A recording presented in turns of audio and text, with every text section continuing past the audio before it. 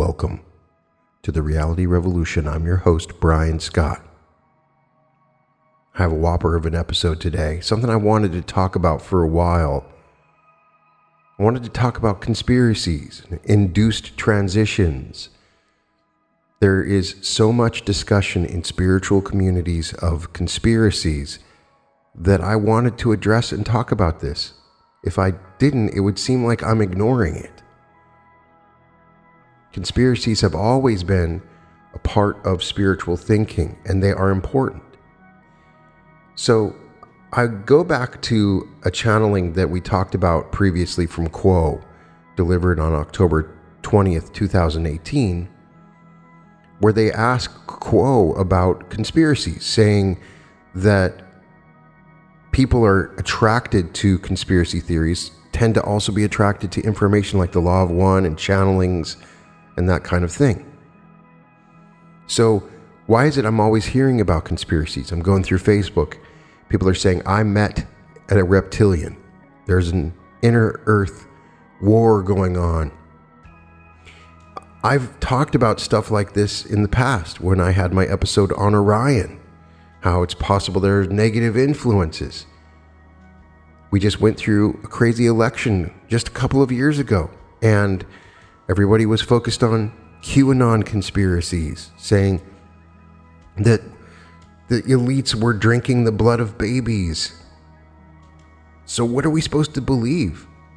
And can this be a distraction on our spiritual journey? So let's talk about it.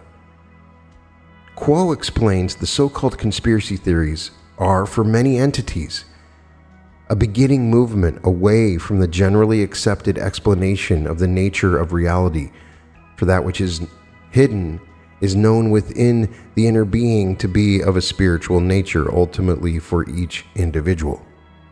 Thus, this subconscious knowing of the need to seek that which is hidden within the self oftentimes begins with seeking that which is hidden in the outer reality. There being an inner sense that the hidden quality is of importance to the individual mind-body-spirit complex. However, when this path of seeking to know more about the hidden qualities of the so-called planetary game or conspiracy theories as to how this game is played is pursued long enough by an entity which is enough interested in riddles and puzzles to move beyond that which is of the conspiracy nature, eventually such an entity discovers that it does not feel fulfilled in that inner sense of craving fulfillment by knowing more and more of the conspiracy scenario. Who did what to whom and why? When this lack of fulfillment becomes strong enough, such an entity becomes more aware that there is something lacking within this hidden story. There's something there that might point the attention and the consciousness and the expenditures of energy inward to this conspiracy buff, shall we say, for it is discovered that this sense of craving is stronger than the desire to know something that was hidden, and therefore feel more informed than the average consumer of information within your culture. The desire to move beyond being controlled by forces that are unseen and who have supposedly contact with entities of an extraterrestrial nature, perhaps, who are behind their machinations, causes the seeker of truth to be born in a fashion within the conscious mind and the sensitive heart of the entity who has heretofore decided that there was something more to the illusion than normally experienced, and now has decided there is more to the illusion than conspiracies and the Illuminati and Malta and so forth. Thus, the seeker may be born as a portion of the path of seeking begins within that investigation into the planetary game.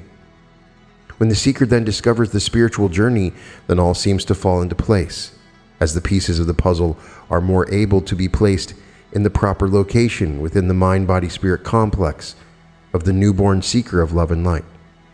Thus, within this realm of secrecy may be sown seeds of infinity, and the seeker of truth moves forward. This establishes that the seeking out of conspiratorial information is a part of the spiritual process. In fact, it happens to everyone. It happened to me. I've been down many, many rabbit holes, and I understand if you're on one now. totally natural, totally normal. One of my most fascinating conspiracies is the discussion of the inner earth and reptilians. That whole thing is very, very fascinating to me. I could talk about it forever. But when I do research about it, I realize that the seeds for this have been planted long ago. There's so many different conspiracies that we can talk about. We can even organize them as the types of conspiracies. There's the event conspiracy, where it's being held for responsible for a limited discrete event or set of events. For instance, people will have conspiracies about the Kennedy assassination and what it means, or the spread of AIDS, or TWA Flight 800, or 9/11. Or there's systemic conspiracies. At this level, the conspiracy is believed to have goals conceived as securing control over a country, a region, or even an entire world. You have evil organizations and elites that are all infiltrating and subverting institutions. And there's super conspiracies, which refers to conspiratorial constructs in which multiple conspiracies are believed to be linked together hierarchically. Event and systemic conspiracies join in complex ways. Yes, there are some conspiracy theories that can be provably true and empirically relevant. It depends on how you access information. The next most important concept to understand is that there is no fiction, as Neville Goddard taught us. The premise of this podcast is that imagination creates reality. As Neville says, I've started a project in my imagination, for my premise is imagining creates reality. If it creates reality, then there is no fiction. I start on a premise that has nothing in the outer world to support it. But if the premise that imagining creates reality is fact, and I know that many of you believe that imagining creates reality, then I don't need any external evidence at the moment. I will get it in time. In another lecture, he says, you see, there is no fiction. How can there be fiction in a world where imagining creates reality? So you hear something and you don't like what you've heard. Well, you know somewhere back in time it was imagined or it couldn't happen. Well, now I can revise it and stop it just there, just where it is, and change it completely and go back and rewrite the script. You take a script and write it. You don't like what you see, therefore you rewrite it until you like exactly what you see. One example that Neville gives is that people believed that there was a curse placed on the Kennedys. He says, tonight, there are millions of people in the world who really believe that someone along the way placed a curse upon the Kennedys. You know, there are millions in the entire world who believe in such power, and such powers do exist. Such powers do exist because imagining creates reality, he says. There is no fiction. And as William Butler Yeats said, I will never be certain it was not some woman treading in the winepress who started the subtle changes in men's minds, or that the passion because of which so many countries were given to the sword did not begin in the mind of some shepherd boy, lighting up his eyes for a moment before it ran upon its way. Who knows? Who does this night? Who feels himself hurt and betrayed by a friend, who curses beyond measure and sets in motion and does not retract it? He does not know the art of forgiveness, and if he did, he didn't want to forgive, and so he lets it move, and the whole thing builds and comes to its inevitable end. Another example he gives, saying that all over the Latin world, they certainly believe in curses as much as they believe in prayers. In fact, they believe more in curses than they do in prayers. So I said that theme was his. Let that theme become ours. It was George Bernard Shaw's thought. Some men see things as they are and say, why? I dream things that never were and say, why not? Neville gives the example of the story of the Titanic being written in an earlier novel about a ship called Titan, in which a bunch of people die due to a boat sinking very similar to the Titanic.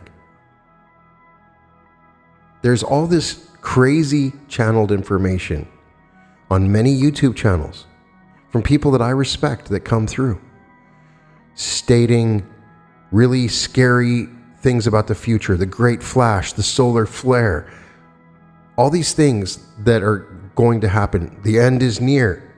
The end is near, things you need to do. Where did you get this information? Oh, I got it from a channeling. And the angel told me that the end is near. So I want you to be aware that if there is a channeled entity that is warning about something, they're creating fear, but also remember there is no fiction.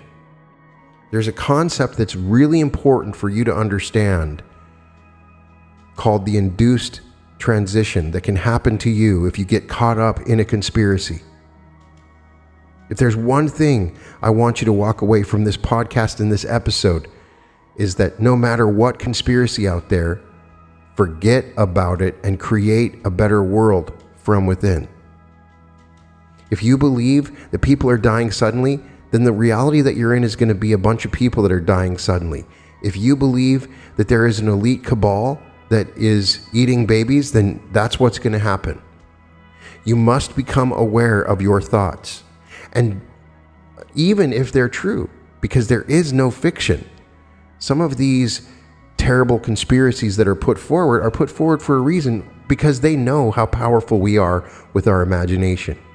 And if a negative entity wanted the world to look terrible, why not have you imagine for them? They want you to imagine because you're the one with all the power. Why don't you go ahead and imagine some terrible new world order in which half the world is destroyed in a nuclear war? It's been warned about for a long time. That's what's going to happen. So you might get easily into that type of information like me, like in the past. And you must understand that this information carries a vibrational signature that can have a tremendously negative effect on you. According to the principle of transurfing, the alternative space, which is the area of reality in which all things are possible, has everything for everybody. In one sector, the colors of life have become gray, while another life remains as bright and cheery as it always was. A person who emanates negative thought energy ends up drawn into a sector with a different type of scenery, but the world remains the same for everyone else. Everyone is experiencing their own reality and creating it. So I might end up in a reality where it's wonderful and the people are wonderful and nice and it's happy and the air is clear. And you might end up in one where your babies are being eaten by elite cabals and reptilians are destroying your life. So I want you to write this down. It's really important that you understand this concept. We are in a multiversal simulation or reality. And where you go is based upon your thought energy. And if you emanate negative thought energy, it will draw you into a sector of reality with a different type of scenery, even though the world remains the same for everyone else. This is true not only in extreme cases in which someone has become an invalid, lost their home, their loved ones, or become an alcoholic and ruined their life. In most cases, during the course of their life, a person regularly slides onto different vibrational timelines where the colors of the scenery are duller than they were on the previous timeline. When this happens, a person begins to reminisce about how vivid and fresh everything was years ago. Gosh, I wish America could be great again. Seems kind of dull right now. When a child is born, they accept the world the way it is. A child is unaware of the fact that life could change, becoming better or worse. Young people have not been spoiled, and so they're less picky. They're still busy with the task of discovering the world for themselves and enjoying life because they have more hope than cause for complaint. They think that life is pretty much okay and expect it to get even better. With time, they experience misfortunes or failures and begin to understand that not all dreams come true, that some people are better off, and they have to fight for their place in the sun. As time goes by, they can end up with more cause for complaint than hope. Discontentment and whining become a moving force that pushes a person onto an unsuccessful lifeline. Expressed in the terms that Zealand uses for transurfing, this type of person radiates negative energy, which transfers them onto vibrational timelines that correspond to the negative parameters of their own thought energy. So you're a spiritual being and you're naturally drawn to information of a conspiratorial nature. Totally understand, right? The banking system is failing. The laws are failing. The government is terrible. And then you hear about it in the law of one. all these negative polarities are working against us to manipulate us. Understanding that there is no fiction, the human psyche works in such a way that it reacts most strongly to negative irritants such as unwanted information, hostility, danger, or any other form of negative energy. Of course, positive influences can also stir strong emotions, but the intensity and force of emotions like fear and rage by far outweigh those of joy and happiness. The reason for this originates in ancient times when fear and rage were crucial to survival. What use is joy in a context like that? Joy is not as useful when it comes to defending yourself, avoiding danger, and foraging for food. In addition, throughout the entire history of humanity, life has been filled with burden and hardship that have brought more grief and fear than joy and happiness. This is generally speaking why man yields readily to thoughts of gloom and depression, while feelings of joy and happiness pass relatively quickly. We don't even think about it. Have you ever heard of somebody suffering from too much joy? People who suffer from stress and depression can be found in good number. Pendulums, which is a concept in transurfing, an energetic structure that forms when people think about something from multiple perspectives and multiple people are contributing their thought energy to an idea. A pendulum forms. And in particular, the mass media actively makes use of these particular features of our perception. You rarely ever hear anything good in the news. Usually in a news program, you hear a negative fact followed up with news coverage about it. New details gradually emerge and the details of the story are thoroughly savored and dramatized. Other negative news stories covering catastrophes, natural disasters, terrorist acts, and armed conflicts are presented according to this same principle. Notice the pattern. Events develop in a spiral of intensity. First there's a catchy headline, and then the story is unraveled, exposing further details. The tension gradually peaks with emotions running equally high. Finally, the story comes to its conclusion, and all of that emotional energy is released into space as a temporary calm descends upon the viewers. Endless TV series are based on the same pattern of build-up and release, like waves breaking on the shore. From an objective point of view, there's nothing special about these programs. All the drama is literally created out of thin air. However, you only have to watch 2 or 3 episodes and you're hooked. Why? After all, nothing particularly interesting ever happens. You become hooked because the frequency of your thought energy is caught by the pendulum of the TV series, and your attention becomes fixed on that sector within the alternative space. This is the mechanism that winds the spiral.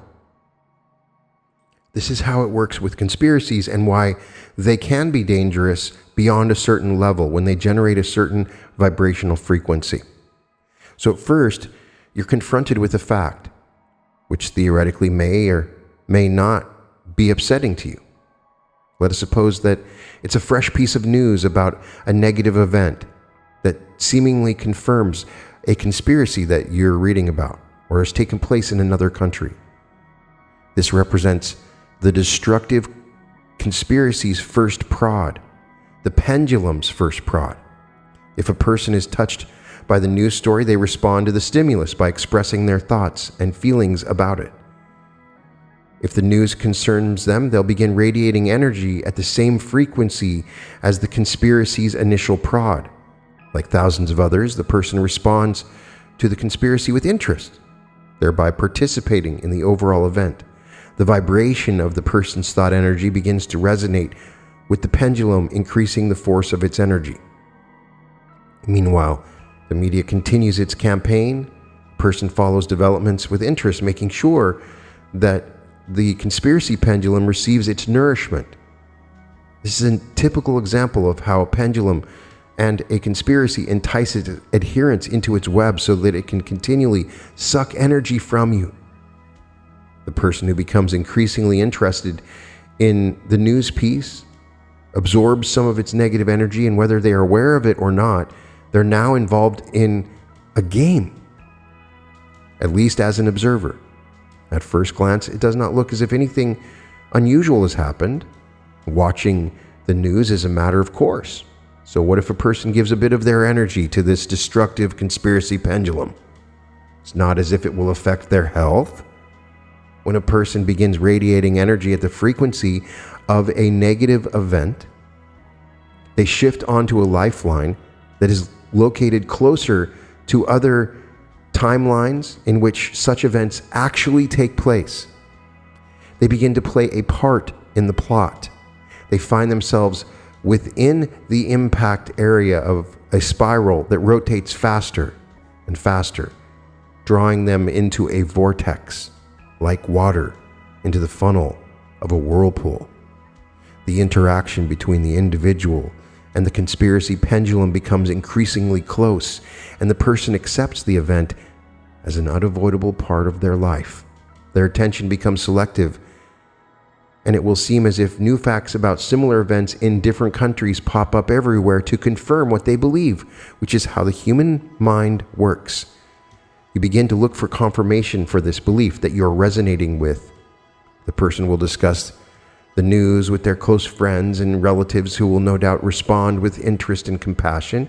The energy of the pendulum grows as a result, and the individual is drawn ever closer by the frequency of their thought energy to the lifeline of the original event. Except at this stage, they're no longer an observer, but a direct participant. The phenomenon of being drawn further towards the vortex can be described as an induced transition to a lifeline, where the adherent becomes the victim of a destructive conspiracy pendulum. The individual's response to the initial prod and the mutual exchange of energy that follows induces a shift to a vibrational timeline in which the energy is very similar to that of the conspiracy and its original statement. As a result, a negative event occurs in the layer of this person's life. There is no fiction. So I'm not saying that all that stuff that you believe is not true. I'm talking about how you interact with this information. And please don't put a comment about the history of conspiracy theories and the word conspiracy and how the CIA used it to distract people from looking into deeper information. Of course they did. All that stuff. I understand. I've been down every rabbit hole. I know about all the conspiracies. I understand every single one of them. I'm talking to you from a spiritual standpoint.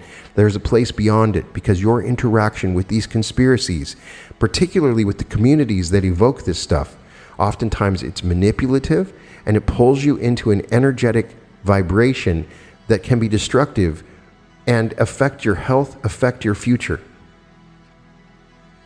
People think that the world's coming to an end. And if you start to believe that the world is coming to an end, that Armageddon is coming, then you're going to start to find proof of it and vibrate in a world where the world actually is coming to an end. Most people accept that theoretically they could end up being involved in a catastrophic event, but not all actually allow the possibility into the layer of their personal world. There are people who do not watch TV, who have no interest in the news, and are emotionally undisturbed by events taking place somewhere else in the world. They live in a different life layer to these events and are adherents of other pendulums. They remain undisturbed by the fact that somewhere in the world there's been a plane crash. They listen to the news indifferently while they eat their dinner, probably because they have enough to deal with in their own lives. The type of person most likely to undergo an induced shift, as it's discussed in transurfing, where you move from a seemingly happy timeline into one that's quite negative and scary. That type of person shows active interest in disasters that involve other people and take place in other areas. This kind of person is deeply disturbed by news of such events. Sometimes when a person suffers few problems of their own, there's a tendency to fill the empty space in their lives by giving their attention to events taking place in life layers other than their own. This kind of person will read tabloids and watch TV series, true crime dramas, await news updates on tragic accidents and natural disasters. Tabloids and soap operas are the activities of small, harmless, insignificant pendulums. Adherence to pendulums in this category does nothing more than make up for a deficit of information, emotion, and experience in a person's own life. In contrast, displaying an active interest in catastrophes and natural disasters poses a real threat, for these are the manifestation of stronger, more aggressive pendulums. The vibration of thought energy radiating from a person who gives their attention to tragic events is hooked in the same way as it is by a television series. Anyone who looks for negative information will always find an abundance of it. At first, they play the innocent role of the observer, like a person watching a football game. The game gradually becomes more gripping and the observer becomes a fan.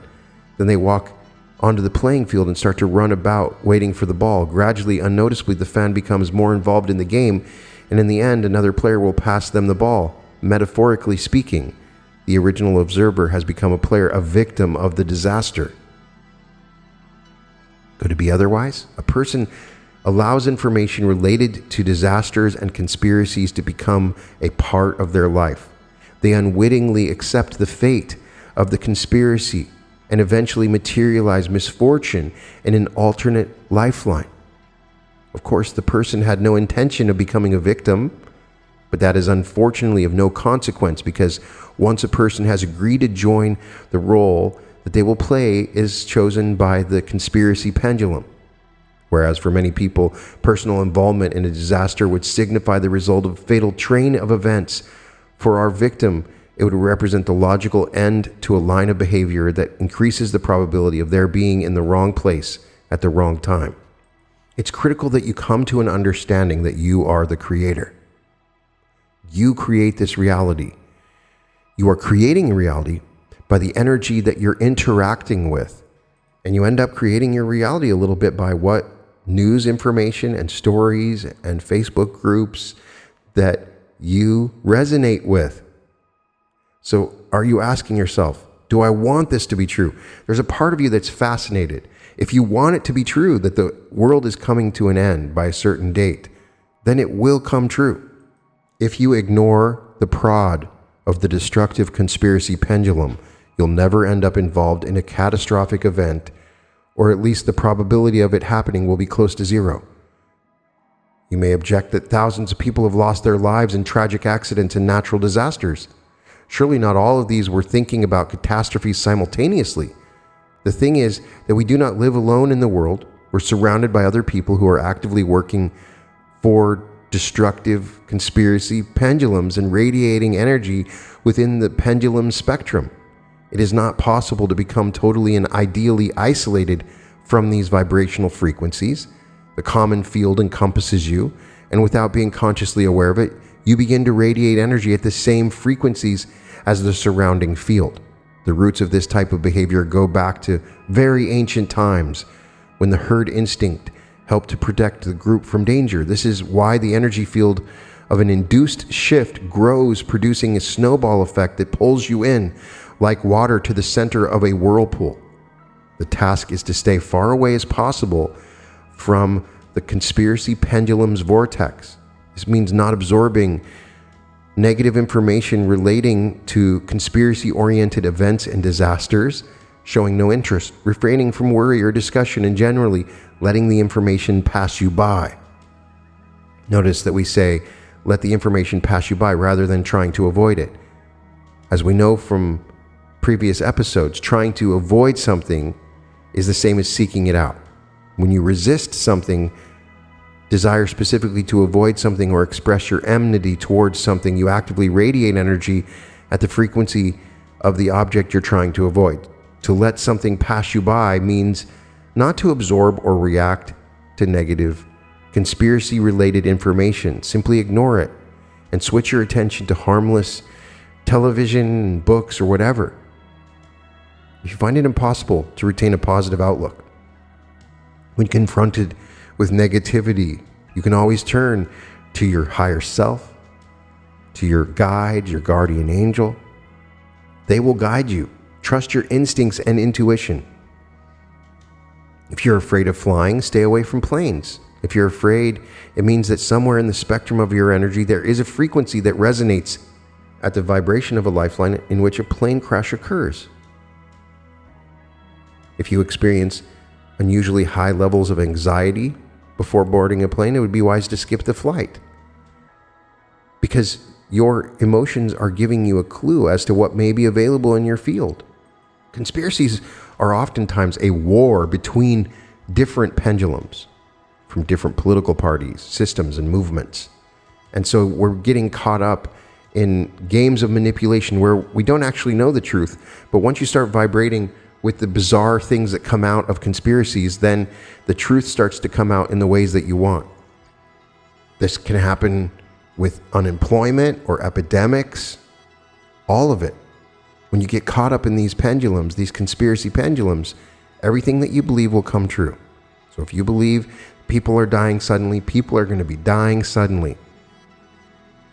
Do you really want to live in a world where that is happening? Oh, you say, but I have all this proof. Of course you do.